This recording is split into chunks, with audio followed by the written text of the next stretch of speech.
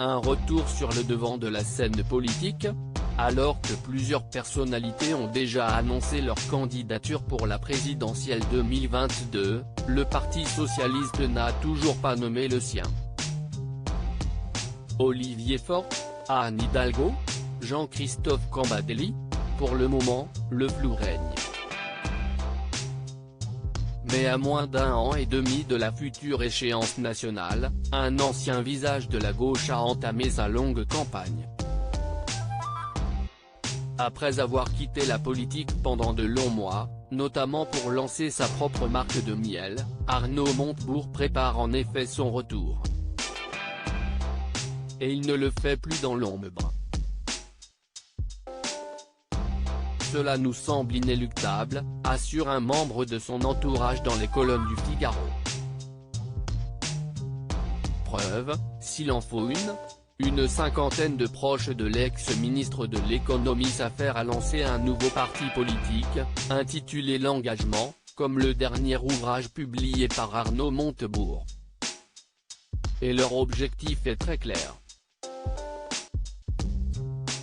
Au sein de l'Engagement, ils veulent soutenir la candidature d'Arnaud Montebourg en 2022 et de s'adresser à tous les Français au-delà de la gauche, a précisé Valentin Pozilowski, ancien conseiller d'Arnaud Montebourg, qui dirigera le mouvement, à la. Il expliquait que le mouvement sera présent dans 85 des 100 départements français d'ici au 15 mars et qu'il a vocation à faire émerger de nouveaux profils.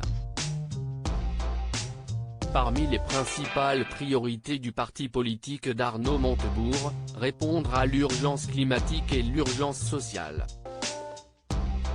Et si l'ancien ministre du redressement productif a longtemps laissé planer le doute quant à sa candidature en 2022, il est maintenant beaucoup plus clair.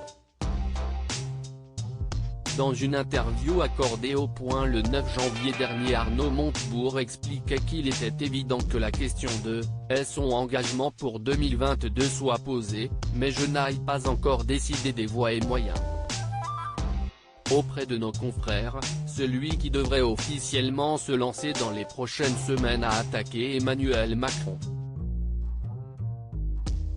Le programme d'Arnaud Montebourg pour moi, Macron, si est-il l'anti-homme d'État qui a vendu Alstom et Technip aux Américains, Alcatel aux Finlandais Nokia, Lafarge aux Suisses Holcim et les chantiers de l'Atlantique à l'Italien Fincantieri.